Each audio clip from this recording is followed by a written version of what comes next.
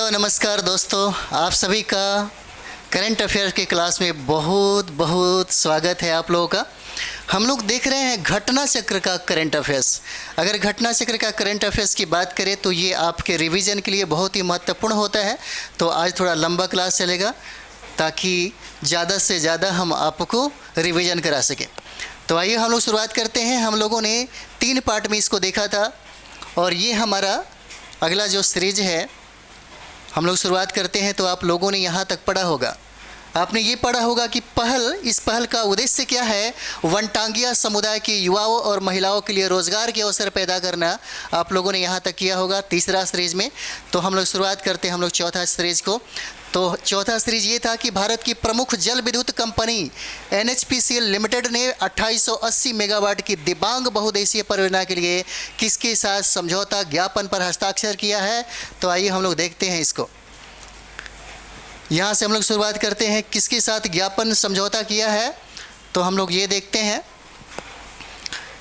देखिए ये हो जाता है रेल इंडिया तकनीकी और आर्थिक सेवा के साथ इसने समझौता ज्ञापन पर हस्ताक्षर किया। अगला देखिए, कहता है कि समझौते का मुख्य उद्देश्य क्या है। इस समझौते का मुख्य उद्देश्य पूछा जा रहा है कि मुख्य उद्देश्य क्या होता है। तो ये पासीघाट अरुणाचल प्रदेश में रेलवे साइडिंग का निर्माण करना इसका मुख्य उद्देश्य हो जाता है। कहता है कि दतिया हवाई अड्डे की आधारशिला किसने रखी। कहता है दतिया हवाई अड्डा जो है, दतिया हवाई अड्डा कहता है कि आधारशिला किसने रखी। तो ये मध्य प्रदेश के मुख्यमंत्री शिवराज सिंह चौहान और केंद्रीय नागर विमानन एवं इस्पात मंत्री ज्योतिराव सिंधिया के द्वारा क्या किया गया, इसको आधारशिला रखा गया। अगला सवाल देखिए, कहता है कि दतिया हवाई अड्डा किस राज्य में है। तो दतिया हवाई अड्डा आपको मध्य प्रदेश में होगा। कहाँ पे, मध्य प्रदेश में। और इसका उद्घाटन वहाँ के मुख्यमंत्री और ये केंद्रीय विमानन एवं इस्पात मंत्री ज्योतिरादित्य जो एम सिंधिया है, इन्होंने किया था। कहता है कि इस हवाई अड्डे की लागत कितनी है। लागत 50 करोड़ रुपया। कितनी लागत हो जाती है, तो 50 करोड़ रुपए होता है। यह हवाई अड्डा कब तक निर्मित किया जाएगा। तो यह आपका टारगेट है फरवरी 2024 तक इसका निर्माण कर लिया जाएगा। अगला देखिए, कहता है कि पूर्वोत्तर क्षेत्र विकास मंत्रालय ने किसके साथ समझौता ज्ञापन पर हस्ताक्षर किया। तो UNDP हो जाएगा। किसके साथ किया, तो UNDP के साथ इसने समझौता किया है। अगला देखते हैं, यह समझौता किससे संबंधित है। तो संधारणीय विकास लक्ष्य और आकांक्षी जिलों तथा ब्लॉकों की प्रगति की समीक्षा के लिए किया गया। ठीक है, तो चलिए अगला हम लोग देखते हैं। अगला देखिए, कहता है यहाँ पे कि इसका परीक्षण किसके द्वारा किया गया। पूछा जा रहा है कि इसका परीक्षण किसके द्वारा किया गया। तो NTPC लिमिटेड के द्वारा किया गया। किसके द्वारा, तो NTPC लिमिटेड के द्वारा किया गया। अगला देखिए, बैंकिंग एवं वित्तीय संस्थानों द्वारा अनुमोदित परियोजनाओं की कुल हिस्सेदारी में शीर्ष राज्य कौन सा है। प्रथम स्थान बताइए किस राज्य का है। तो उत्तर प्रदेश हो जाएगा अगस्त 2023 के अनुसार। अगला कहता है कि वर्ष 2022-23 में उत्तर प्रदेश की हिस्सेदारी कितनी प्रतिशत हो जाएगी। तो 16.2% हो जाता है। कितना, तो 16.2% हो जाएगा। अगला देखिए, कहता है कि वर्ष 2013-14 में 2020-21 तक स्वीकृत परियोजनाओं की लागत में राज्य का औसत हिस्सेदारी प्रतिशत कितना हो जाएगा। तो 4.4% हो जाता है। याद रखिएगा। एक बहुत इंपॉर्टेंट है, कहता है कि हाल ही में चर्चा रहा कौन सा, तो ऑपरेशन जेरिको। कहता है ऑपरेशन जेरिको हाल ही में जो चर्चा रहा किस नाम से जाना जाता है। तो आपको मिजो विद्रोह के नाम से जाना जाता है। 1966 में जो हुआ मिजो विद्रोह। अगला देखते हैं, कहता है कि वर्ष 1966 में किस आंदोलन को कुचला गया था। तो ये होता है अलगाववादी आंदोलन मिजो नेशनल फ्रंट को। अगला सवाल देखेंगे हम लोग, सबका सब आपको बहुत इंपॉर्टेंट हो जाता है करंट अफेयर्स के लिए। 1 साल का संपूर्ण आपको करंट अफेयर्स मिलेगा और अच्छा मतलब समझिए कि रिवाइज हो जाएगा। अभी देखेंगे तो पटना में एकदम मस्त बारिश हो रहा है। ठीक है, और सभी लोगों को कहेंगे कि आराम से बढ़िया से रिवीजन करिए, मौसम भी ठीक ठाक है। तो अगला सवाल देखें, कहता है केरल सरकार ने कितने करोड़ रुपए की केरल ठोस अपशिष्ट प्रबंधन परियोजना का उद्घाटन किया। तो ये 2400 करोड़ रुपए का हो जाता है। 2400 करोड़ रुपए का हो जाता है। 20 अगस्त 2023 का ये रिपोर्ट हो जाता है। अगला सवाल देखेंगे हम लोग, अगला सवाल देखिएगा जो बहुत ही इंपॉर्टेंट है आपके लिए। कहता है कि केरल ठोस अपशिष्ट प्रबंधन परियोजना, केरल ठोस प्रबंधन परियोजना किस अभियान का हिस्सा हो जाता है? तो ये अभियान देखिएगा मालिन्य मुक्तम नव केरलम का ये जो मतलब परियोजना है इसका हिस्सा ये माना जाता है। ठीक है, अगला देखिए कहता है किस राज्य ने उच्च न्यायालय में सरकार का प्रतिनिधित्व करने के लिए कानून अधिकारियों की बाध्यता को समाप्त कर दिया? और ये होता है अगस्त 2023 में। ये कौन सा राज्य हो जाता है? तो उत्तराखंड हो जाता है। उत्तराखंड में क्या हुआ? इसने अधिकारियों की जो कानून अधिकारियों की बाध्यता को क्या कर दिया? समाप्त कर दिया। और ये उच्च न्यायालय में सरकार का प्रतिनिधित्व करने के लिए जो किया गया था उसी के बारे में कह रहा है। अगला देखिए कहता है कि NESDA राज्यों केंद्र शासित प्रदेशों के लिए मासिक रिपोर्ट का अगस्त में कौन कौन संस्करण जारी किया गया? कौन सा संस्करण जारी किया गया? तो याद रखिए 5वां संस्करण हो जाता है। अगला देखिए कहता है कि इस रिपोर्ट को किसके द्वारा जारी किया जाता है? तो इस रिपोर्ट को प्रशासनिक सुधार और लोक शिकायत विभाग के द्वारा जारी किया जाता है। अगला सवाल देखिए कहता है कि इस रिपोर्ट के अनुसार राज्य और केंद्र शासित प्रदेश कितनी ई सेवाएं प्रदान करेगी? इलेक्ट्रॉनिक जो सेवाएं है वो 13,867 हो जाएगा, 13,867 हो जाएगा। कहता है कि इस रिपोर्ट के अनुसार किस राज्य द्वारा जी साला, कौन सा? तो जी साला ऐप देखिए गला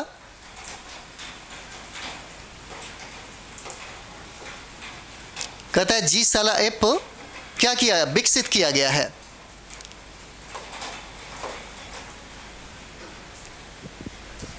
ये हो जाता है किस राज्य में? तो ये देखिए गुजरात हो जाएगा। ठीक है, और जी साला से क्या तात्पर्य हो जाएगा? इसको देखिएगा Gujarat student holistic adaptive learning app हो जाता है। ठीक है, पूछा जाएगा जी साला का क्या मतलब है, क्या आशय है? तो ये देखिए Gujarat student holistic adaptive learning app हो जाता है। जी साला क्या है पूछा जा सकता है। तो ये देखिए कहता है कक्षा 1 से लेकर के 10+2 के लिए ई कंटेंट के साथ एक लर्निंग मैनेजमेंट सिस्टम हो जाता है।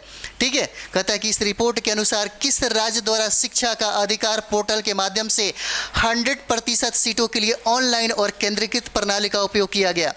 तो ये आपका हो जाएगा कौन सा राज्य हो जाएगा? मध्य प्रदेश हो जाएगा, याद रखिएगा। और ये बहुत ही VVI है। कहता है कि भारत NCAP कार्यक्रम की शुरुआत किसके द्वारा किया गया? याद रखिएगा बहुत इंपॉर्टेंट है। भारत NCPA कार्यक्रम की शुरुआत कहता है किसके द्वारा किया गया? तो केंद्रीय मंत्री जो होते हैं नितिन गडकरी के द्वारा किया गया। भारत NCPA क्या है? तो नई कार का मूल्यांकन कार्यक्रम हो जाएगा। इस कार्यक्रम का उद्देश्य क्या हो जाता है? तो भारत में वाहनों के लिए सुरक्षा मानकों को बढ़ाकर सड़क सुरक्षा में इजाफा करना, ये इसका उद्देश्य हो जाता है। अगला देखते हैं हम लोग, ये इसका उद्देश्य हो जाता है। अगला देखिए कहता है कि यह कार्यक्रम कब से कार्यान्वित होगा? यह जो कार्यक्रम स्टार्ट हो रहा है कब से कार्यान्वित होने जा रहा है? तो 1 अक्टूबर आपको 2023 हो जाएगा। कब? 1 अक्टूबर 2023 से ये स्टार्ट हो जाएगा। अगला देखिए कहता है कि केंद्र सरकार द्वारा ग्राहकों को जागरूक करने के लिए किस योजना की घोषणा किया गया? कहता है यहाँ पे कि केंद्र सरकार द्वारा ग्राहकों को जागरूक करने के लिए क्या अच्छा है क्या बुरा है, किस पे विचार करना चाहिए, कौन सा सामान लेना चाहिए, इसकी जागरूकता के लिए इसने एक घोषणा किया। ठीक है, किस योजना का घोषणा किया? तो योजना याद रखेंगे मेरा बिल मेरा अधिकार, मेरा बिल मेरा अधिकार ये योजना है। और ये केंद्र सरकार की योजना है, ग्राहकों को जागरूक करने के लिए ये बनाई गई। कहता है कि इसके तहत पुरस्कार राशि कितनी रखी जाएगी? तो 10,000 रुपये से लेकर के 1 करोड़ तक इसके लिए पुरस्कार राशि रखी जाएगी। अगला सवाल देखिए कहता है कि यह GST पुरस्कार योजना कब से लागू किया जाएगा? तो 1 सितंबर 2023 से इसको प्रारंभ किया जाएगा। और कहता है कि पहले चरण में यह योजना किन राज्यों या केंद्र शासित प्रदेशों में इसको शुरू किया जाएगा? तो याद रखिएगा बहुत इंपॉर्टेंट है, पूछा जा सकता है।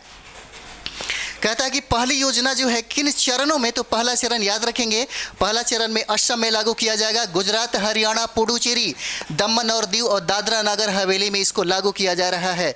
इस चरण को पहला चरण है, याद रखिएगा। और पूछा जा सकता है पहले चरण में आपको राज्य और केंद्र शासित प्रदेशों का एक लिस्ट दे देगा और कहेगा कि बताइए ये सही है ये सही है। जब याद रहेगा तभी आप वहाँ से चुन सकते हैं। अगला सवाल, अगला सवाल देखिए बहुत इंपॉर्टेंट है। कहता है कि राष्ट्रीय हरित हाइड्रोजन मिशन की प्रगति के लिए सरकार द्वारा कौन सा मानक अधिसूचित किया गया है? तो हरित हाइड्रोजन मानक हो जाता है 18 अगस्त 2023 को। कब 18 अगस्त 2023 को हरित हाइड्रोजन मानक ये घोषित किया गया? अगला देखते हैं हम लोग। अगला देखिए, कहता है यहाँ पे कि यह मानक किसके द्वारा अधिसूचित किया गया है? कहता है कि यह बताइए यह किसके द्वारा अधिसूचित किया गया है? तो नवीन और नवीकरणीय ऊर्जा मंत्रालय के द्वारा इसको अधिसूचित किया गया है, याद रखिएगा। कहता है कि मुख्यमंत्री सीखो कमाओ योजना का कार्यान्वयन, याद रखिएगा, बहुत ही वीवीआई है। मुख्यमंत्री सीखो कमाओ योजना, मुख्यमंत्री सीखो कमाओ योजना का कार्यान्वयन किस राज्य में प्रारंभ किया गया? तो यह राज्य आपका मध्य प्रदेश हो जाता है। कौन सा हो जाता है? मध्य प्रदेश हो जाएगा, 22 अगस्त 2023 को। अगला देखेंगे, कहता है कि यह योजना किस आयु वर्ग से संबंधित है? ये पूछता है कि कितने आयु वर्ग पर ये लागू होगा? तो 18 से 29 वर्ष के लोगों पर ये योजना क्या होगा? कार्यान्वित किया जाएगा। अगला सवाल देखिए, कहता है कि सीबीसी की वार्षिक रिपोर्ट 2022 के अनुसार कहता है कि 2022 में सबसे ज़्यादा भ्रष्टाचार की शिकायत किस केंद्रीय मंत्रालय के कर्मचारियों के खिलाफ दर्ज किया है? सबसे ज़्यादा भ्रष्टाचार का जो आपको शिकायत है, कहता है कि किस केंद्रीय मंत्रालय के कर्मचारियों के खिलाफ दर्ज किया गया है? तो देखिए, केंद्रीय गृह मंत्रालय के खिलाफ दर्ज किया गया है। और इसके केंद्रीय गृह मंत्री कौन है भाई? अमित शाह हो जाते हैं, ठीक है। कहता है कि केंद्रीय गृह मंत्रालय के कर्मचारियों के खिलाफ कितने भ्रष्टाचार की शिकायतें दर्ज किया गया है? तो देखिए 46,643 शिकायतें दर्ज किया गया। अगला सवाल देखिए, कहता है कि दूसरे स्थान पर कौन हो जाते हैं? दूसरे स्थान पे बताइए जो सबसे ज़्यादा भ्रष्टाचार की शिकायतें दर्ज किया गया, तो रेल मंत्रालय हो जाता है। कौन सा? रेल मंत्रालय। कितना? तो 10,580 शिकायतें दर्ज किया गया है, ठीक है। अगला सवाल है, कहता है कि राष्ट्रीय एससी/एसटी हब मेगा कॉन्क्लेव का आयोजन कहाँ किया गया? तो हम लोग देखते हैं अगला, कॉन्क्लेव का कहाँ आयोजन किया गया? तो यहाँ पे देखते हैं, ये हो जाता है आपको 18 अगस्त 2023 को है। कहाँ किया गया? तो ये देखिएगा, झारखंड में किया गया। झारखंड में कहाँ? तो गोमला में किया जाता है, याद रखिएगा, बहुत इंपॉर्टेंट है। इसका उद्घाटन किसके द्वारा किया गया? पूछा जा सकता है कि इसका उद्घाटन किसके द्वारा किया गया? याद रखिएगा, ये भानु प्रताप सिंह वर्मा होते हैं, एमएसएमई के राज्य मंत्री हो जाएंगे। इसका आयोजन किसके द्वारा किया गया? तो आयोजन याद रखिएगा, सूक्ष्म लघु एवं मध्यम उद्यम मंत्रालय, भारत सरकार के द्वारा। कहता है कि नागरिक उड्डयन क्षेत्र में लैंगिक समानता सुनिश्चित करने के लिए डीजीसीए ने कितने सदस्यों की समिति बनाई? तो 4 सदस्यीय समिति बनी थी। कितना? तो 4 सदस्यीय समिति बनी 10 अगस्त 2023 को। 4 सदस्यीय समिति में कौन कौन शामिल है? याद रखिए, कहता है यहाँ पे कि सुरभिता सक्सेना निदेशक है संचालन भी, और आरपी कश्यप निदेशक प्रशिक्षक, पवन मालवीय उप निदेशक प्रशासन, और कविता सिंह उप निवेशक हो जाएंगे विमान इंजीनियरिंग निदेशक का। अगला सवाल देखते हैं, कहता है कि अंतर्राष्ट्रीय नागरिक उड्डयन संगठनों ने किस वर्ष तक उड्डयन क्षेत्र में लैंगिक समानता सुनिश्चित करने का लक्ष्य रखा है? कहाँ? तो लैंगिक समानता, पुरुष और महिला दोनों समान हो, ये वर्ष इसका रखा है 2030 तक। अभी बताइए कितना गैप है? अगला हम लोग देखते हैं,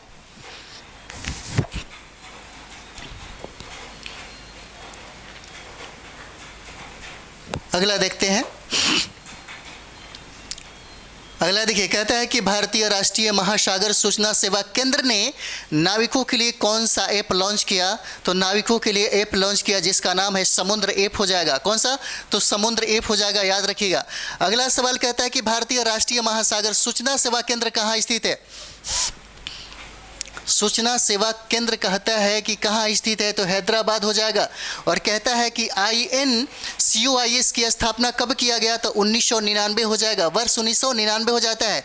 और सबसे इंपॉर्टेंट सवाल आपका कहता है कि उत्तर प्रदेश की सरकार ने वृक्षारोपण अभियान 2023 के तहत कितने पौधे लगाने का लक्ष्य रखा? तो 5 करोड़ हो जाएगा, याद रखिएगा। कितना? तो 5 करोड़ हो जाएगा। अगला सवाल कहता है कि किसने बाढ़ का पूर्वानुमान प्रदान करने के लिए मोबाइल ऐप लॉन्च किया? तो मोबाइल ऐप लॉन्च क्या नाम हो जाएगा? फ्लड वॉच हो जाएगा। फ्लड वॉच लॉन्च किसने किया? तो याद रखिएगा, ये हो जाता है कुशवेंद्र वोहरा, अध्यक्ष केंद्रीय जल आयोग के अध्यक्ष हो जाते हैं। क्या नाम रहता है? कुशवेंद्र वोहरा नाम हो रहता है, ठीक है। देखिए, कहता है कि किस राज्य सरकार ने पूरे राज्य को प्राकृतिक आपदा प्रभावित क्षेत्र घोषित किया? किसको? तो हिमाचल प्रदेश हो जाते हैं। कौन होते हैं? हिमाचल प्रदेश हो जाते हैं। किस राज्य की सरकार ने the biodiversity Atlas of mine's village का अनावरण किया? तो कौन सा राज्य हो जाएगा? याद रखिए, गोवा के द्वारा किया जाता है। कहता है कि हाल ही में अंदूरी अंधूरी उत्सव का कहाँ मनाया गया? कौन सा? अंदूरी या अंधूरी जो उत्सव है कहाँ मनाया गया? तो ये उत्तराखंड हो जाता है। कौन सा? तो उत्तराखंड हो जाएगा, याद रखिएगा। अगला देखते हैं हम लोग। अगला सवाल है, कहता है किस राज्य ने राज्य के विकास के लिए प्रगतिशील पहल का अनावरण किया? तो कौन सा राज्य हो जाएगा? तो राजस्थान हो जाता है। कौन सा राज्य हो जाएगा? ये राजस्थान हो जाता है। देखिए अगला सवाल कहता है कि किस राज्य ने मुख्यमंत्री निःशुल्क अन्नपूर्णा योजना पैकेट योजना का शुभारंभ किसने किया था? कौन सा? तो मुख्यमंत्री निःशुल्क अन्नपूर्णा योजना पैकेट योजना का शुभारंभ किसने किया? तो ये देखिए राजस्थान के द्वारा किया जाता है। किसके द्वारा? तो राजस्थान के द्वारा किया जाता है। अगला सवाल है कि त्रिपुरा के महाराजा, कहता है त्रिपुरा के महाराजा वीर विक्रम माणिक्य बहादुर की कौन सी जयंती मनाई गई? तो ये देखिएगा 115वीं हो जाती है। 20 अगस्त 2023 को भारत की किस पनडुब्बी ने ऑस्ट्रेलिया का दौरा किया? पूछा जा सकता है। आंसर INS वागीर है, बहुत ही BBI है, याद रखिएगा। 20 अगस्त 2023 को भारत की किस पनडुब्बी ने ऑस्ट्रेलिया का दौरा किया? तो ये आपको INS वागीर हो जाएगा, याद रखिएगा। ठीक है, अगला देखिए, कहता है कि किस स्टेशन से चिकनगुनिया और डेंगू पर नियंत्रण के लिए एक विशेष ट्रेन को रवाना किया गया? तो नई दिल्ली रेलवे स्टेशन हो जाएगा। अगला देखिए जो बहुत इंपॉर्टेंट है आपके लिए, बहुत इंपॉर्टेंट है। कहता है कि भगवान बिरसा मुंडा सड़क योजना की घोषणा किस राज्य सरकार द्वारा किया गया? तो जैसे ही भगवान बिरसा मुंडा सड़क योजना की बात आएगा तो लोगों को ये लगेगा कि झारखंड के द्वारा हुआ, इसलिए कन्फ्यूजन वाली बात है, इसको याद रखिए, बहुत ही BBI हो जाता है। क्या हो जाएगा? बहुत ही BBI हो जाएगा। और ये महाराष्ट्र सरकार के द्वारा योजना चलाई गई है, याद रखिएगा। राष्ट्रमंडल संसदीय संघ के 9वें भारतीय क्षेत्र सम्मेलन का, ठीक है, क्षेत्र सम्मेलन का अगला देखते हैं हम लोग।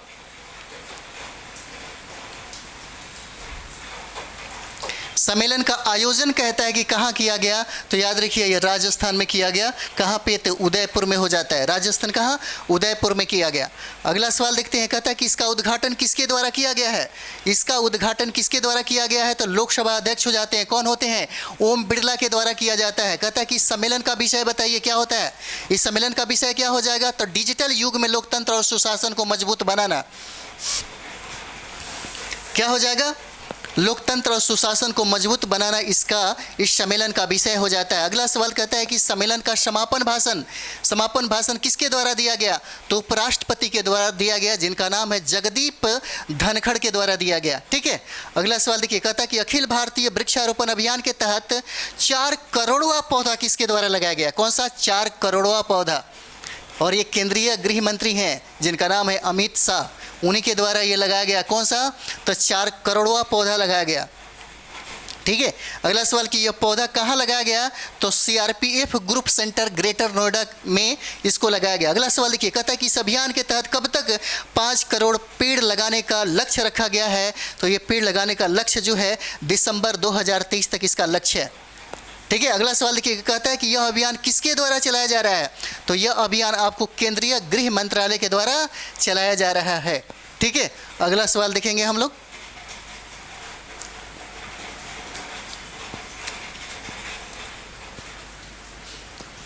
अगला सवाल देखिए, कहता है कि राष्ट्रपति द्रौपदी मुर्मू ने अस्मिता कार्यक्रम में भाग लिया, इसका आयोजन किसके द्वारा किया गया? ठीक है, कहता है कि किसके द्वारा किया गया? तो वार्मी, याद रखिए, आर्मी वाइव्स वेलफेयर एसोसिएशन के द्वारा इसको मतलब आयोजन किया गया, याद रखिएगा। कहता है कि इस कार्यक्रम का पूरा नाम क्या है? तो अस्मिता को देखेंगे, सैन्य कर्मियों की पत्नियों को प्रेरणादायक कहानियाँ, ये हो जाता है इनका, क्या हो जाता है? पूरा नाम हो जाता है इस कार्यक्रम का। अगला देखेंगे, कहता है कि भारत को प्रमुख पर्यटन स्थल के रूप में दिखाने के लिए सरकार ने कौन सा अभियान शुरू किया? तो विवाह पर्यटन अभियान हो जाएगा। कौन सा? तो विवाह पर्यटन अभियान हो जाता है। अगला सवाल कहता है कि यह अभियान किनको आकर्षित करने के लिए है? तो विवाहित जोड़ों को आकर्षित करने के लिए, अट्रैक्टिव करने के लिए इसको बनाया गया। और कहता है कि यह अभियान किसके द्वारा शुरू किया गया? तो यह अभियान आपको पर्यटन मंत्रालय के द्वारा प्रारंभ किया गया। कहता है कि भारत के किस ट्यूलिप गार्डन को एशिया के सबसे बड़े ट्यूलिप गार्डन के रूप में मान्यता दी गई है? तो याद रखिएगा, Indira Gandhi memorial tulip garden हो जाता है। अगला देखेंगे हम लोग, यह मान्यता किस संस्था द्वारा दी गई? तो वर्ल्ड बुक ऑफ रिकॉर्ड्स किसके? लंदन के द्वारा होता है, याद रखेंगे आप लोग। अगला सवाल हम लोग देखते हैं, लंदन के द्वारा होता है। अगला देखिएगा, अगला कहता है कि यह ट्यूलिप गार्डन कहाँ स्थित है। यह ट्यूलिप गार्डन कहाँ स्थित है, तो देखेंगे हम लोग जम्मू कश्मीर, श्रीनगर में है, जम्मू और कश्मीर में, जो केंद्र शासित प्रदेश हो जाता है। कहता है कि G20 महामारी कोष ने, देखिए कहता है कि G20 महामारी कोष ने भारत की पशु स्वास्थ्य प्रणाली को मजबूत करने हेतु कितनी राशि की मंजूरी दी है। तो राशि याद रखिएगा, 25 मिलियन अमेरिकी डॉलर हो जाता है। कितना, तो 25 मिलियन अमेरिकी डॉलर हो जाएगा। और दक्षिण पूर्व एशिया के सबसे बड़े अलवणीकरण संयंत्र की आधारशिला कहाँ रखी गई, किसका, तो देखिए दक्षिण पूर्व एशिया के सबसे बड़े अलवणीकरण संयंत्र की आधारशिला पूछता है कहाँ रखा गया, तो ये हो जाता है आपको तमिलनाडु के पेरूर में रखा गया। कहाँ पे, तमिलनाडु के पेरूर में रखा जाता है। इससे किस विदेशी कंपनी के सहयोग से इसका निर्माण किया जाएगा, तो ये याद रखिएगा, ठीक है। कौन सा, तो जापान इंटरनेशनल कोऑपरेशन एजेंसी के द्वारा किया जाता है। और अगला सवाल पूछा जाएगा कि बताइए इस संयंत्र का कुल अनुमानित व्यय कितना किया गया, तो 4276.44 करोड़ रुपया हो जाता है, ठीक है। अगला सवाल देखते हैं हम लोग। अगला सवाल देखिएगा, कहता है यहाँ पे डीजी यात्रा। अगला सवाल है कि डीजी यात्रा सुविधा शुरू करने वाला पूर्वोत्तर पहला, कहता है कि डीजी यात्रा सुविधा शुरू करने वाला पूर्वोत्तर का पहला हवाई अड्डा कौन बना, तो गुवाहाटी हवाई अड्डा हो जाएगा। कौन सा, गुवाहाटी हवाई अड्डा हो जाएगा, याद रखिएगा। कहता है कि हाल ही खबरों में रहा, याद रखिए नाम है इसका अथा चामयम समारोह किस राज्य से संबंधित है, तो ये केरल से हो जाएगा, ठीक है। क्या हो जाता, अथा चामयम समारोह हो जाता है केरल से। और कहता है कि अथा चामयम समारोह का संबंध किस 10 दिवसीय उत्सव से है, तो ये आपको क्या हो जाएगा, ओणम हो जाता है, ओणम महोत्सव। और देखिए विश्व स्वास्थ्य संगठन का पहला पारंपरिक वैश्विक औषधि सम्मेलन कहाँ संपन्न हुआ, तो गांधीनगर गुजरात में हो जाता है। कहता है कि यह सम्मेलन किसके द्वारा आयोजित किया गया, तो विश्व स्वास्थ्य संगठन एवं आयुष मंत्रालय भारत सरकार के द्वारा इसको आयोजित किया गया। अगला सवाल देखिए, कहता है कि विश्व स्वास्थ्य संगठन के महानिदेशक कौन है, विश्व स्वास्थ्य संगठन के महानिदेशक कौन हो जाते हैं, तो डॉक्टर टेड्रोस अधानोम घेब्रेयेसस हो जाएंगे, आप याद रखिएगा इसको। Global centre for traditional medicine कहाँ है। अगला सवाल देखेंगे, कहता है कि global centre for traditional medicine कहाँ है, तो जामनगर में। जामनगर कहाँ है, तो गुजरात हो जाएगा। अगला हम लोग देखते हैं, गुजरात हो जाएगा। अगला देखिए, कहता है कि मेरा बंगाल व्यसन मुक्त बंगाल अभियान, मेरा बंगाल व्यसन मुक्त बंगाल अभियान का शुभारंभ किसके द्वारा किया गया, ये राष्ट्रपति द्रौपदी मुर्मू के द्वारा होता है। इस अभियान का आयोजन किसने किया, तो ब्रह्मा कुमारीज संस्था के द्वारा हो जाता है।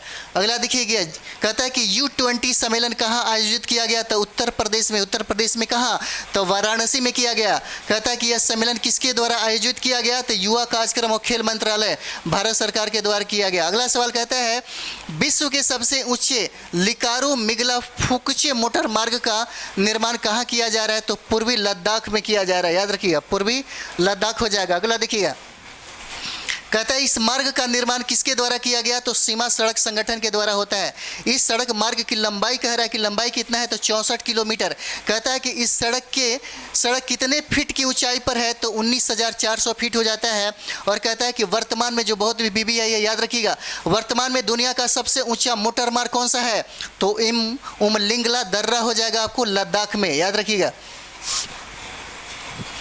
कहता है कि उमलिंगला दर्रा मोटर मार्ग की ऊंचाई कितना हो जाएगा, तो 19,024 फीट हो जाता है, 19,024 फीट हो जाएगा, याद रखिएगा इसको।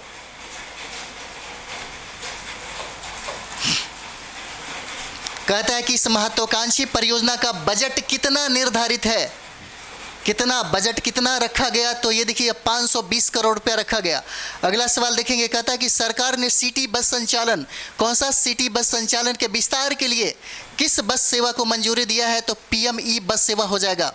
कब, तो 16 अगस्त 2023 को। अगला सवाल देखेंगे, सरकार ने कितने शहरों में सार्वजनिक निजी साझेदारी के तहत PME बस सेवा को मंजूरी दी है, तो कितना 169 हो जाएगा, 169 हो जाएगा। इस योजना की अनुमानित लागत बताइए कितना कितना हो जाता है, तो 57,613 करोड़ रुपए हो जाएगा।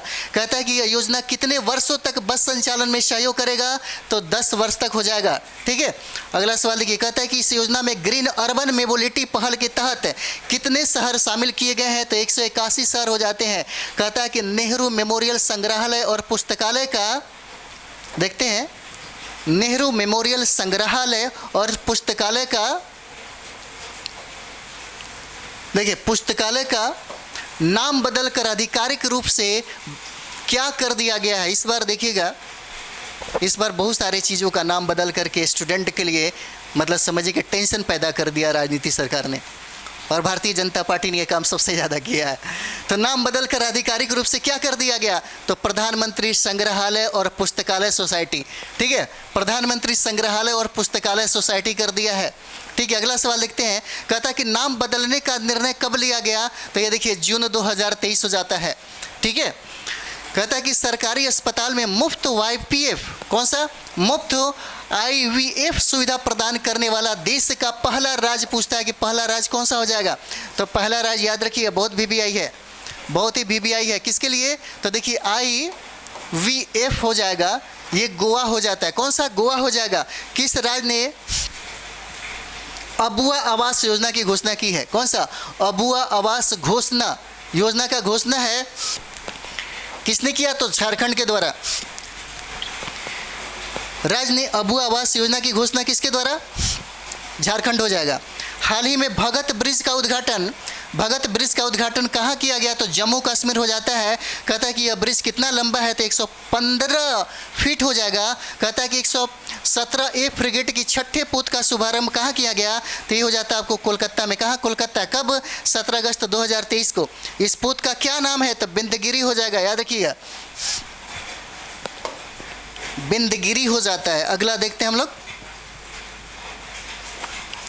बिंदगिरी हो जाएगा। तो अगला देखते हैं, बिंदगिरी का नाम किस राज्य के पर्वत श्रृंखला के नाम पर रखा गया है, तो ये याद रखिए, ये कर्नाटक हो जाएगा। इसका शुभारंभ किसके द्वारा किया गया, तो राष्ट्रपति के द्वारा किया गया, द्रौपदी मुर्मू के द्वारा किया गया। इसका निर्माण किसके द्वारा किया गया, तो Garden Reach ship builders and engineers limited Kolkata के द्वारा किया गया। अगला सवाल देखिए, कहता है किस राज्य ने, कहता है किस राज्य ने 12 जल विद्युत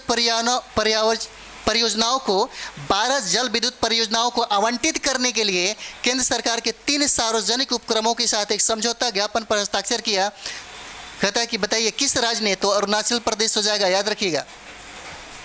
ये 3 सार्वजनिक उपक्रम कौन से हैं, तीनों याद रखिएगा, बहुत जरूरी है। ये हो जाता है NHPCL लिमिटेड हो जाएंगे, और एक हो जाएगा SJVN लिमिटेड हो जाएगा, और दूसरा हो जाएगा निपको के द्वारा, निमको लिमिटेड के द्वारा हो जाता है।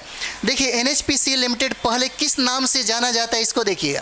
ये देखिए national hydro electric power corporation के नाम से पहले जाना जाता था। और कहता है कि SBGN लिमिटेड पहले किस नाम से जाना जाता था, तो ये देखिए सतलुज जल विद्युत निगम के नाम से ये जाना जाता था। ठीक है, अगला सवाल हम लोग देखते हैं। अगला देखिए, निपको लिमिटेड का पूरा नाम क्या है, north eastern electric power corporation limited हो जाएगा।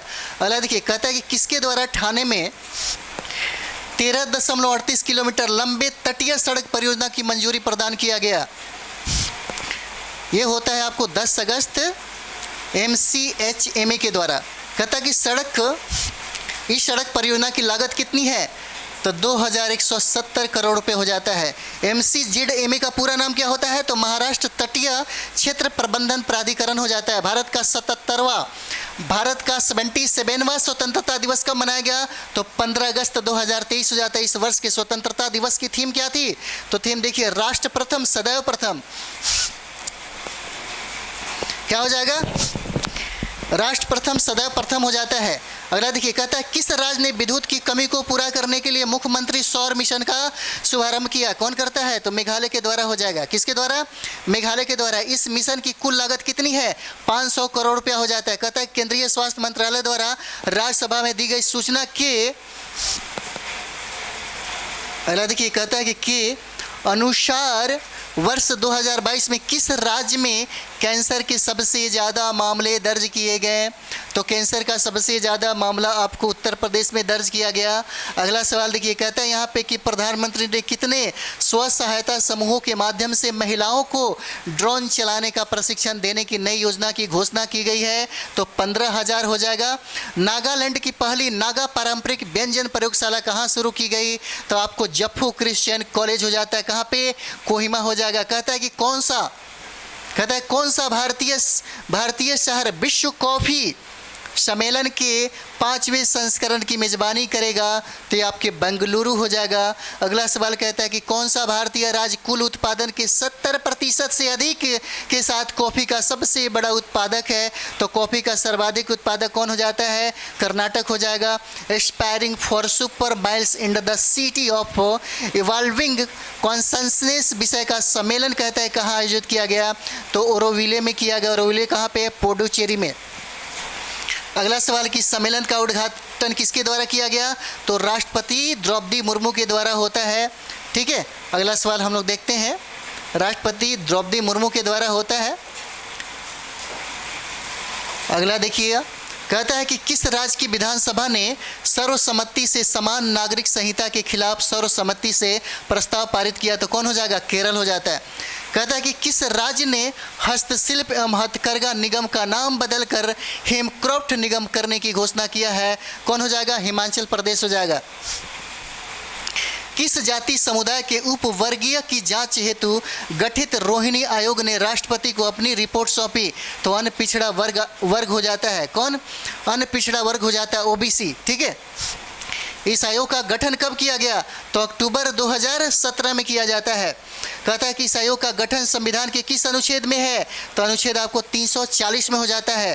कहता है कि ओबीसी को, इस समुदाय को शिक्षा एवं रोजगार के क्षेत्र में कितना प्रतिशत आरक्षण दिया गया, तो देखिए 27% है। देखिए कितना अन्याय किया गया, 27% ही आरक्षण देकर के इनको संतुष्ट कर दिया गया।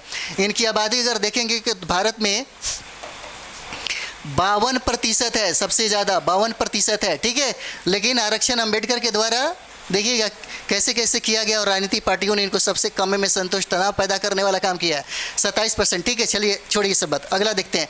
किस राज्य के मुख्यमंत्री ने राज्य में 7 नए जिलों के बनाए जाने की घोषणा किया, तो ये आपका पश्चिम बंगाल है। कौन हो जाएगा, तो पश्चिम बंगाल हो जाएगा। ठीक है, अगला हम लोग देखते हैं। अगला देखिए, कहता है कि वर्तमान में राज्य में जिलों की संख्या कितनी है, तो 23 हो जाएगा। किस राज्य ने अमृत वृक्ष आंदोलन ऐप और वेब पोर्टल लॉन्च किया, तो आपका असम हो जाएगा। कौन सा राज्य है, असम हो जाता है। कहता है कि इस वेब पोर्टल का लक्ष्य 17 सितंबर 2023 को एक ही दिन में कितने पौधे लगाने का था, तो 1 करोड़ था। अगला देखिए, कहता है कि भारत का पहला सौंदर्य और जीवन शैली महोत्सव नाइक आइलैंड कहाँ आयोजित किया गया, तो याद रखिए मुंबई में। कहाँ, महाराष्ट्र में। इस महोत्सव का आयोजन किसके द्वारा किया गया, तो नायका के द्वारा होता है। एशिया की सर्वाधिक ऊंची भूमि कला समूह प्रदर्शनी आयोजित कहाँ किया गया, तो लद्दाख में हो जाता है। प्रदर्शनी का शीर्षक क्या है, तो साल लद्दाख हो जाता है। कहता है कि यह प्रदर्शनी कितनी ऊंचाई पर आयोजित की गई, जो 3600 मीटर हो जाता है। ठीक है, कितना, तो 3600 मीटर हो जाता है। ठीक है,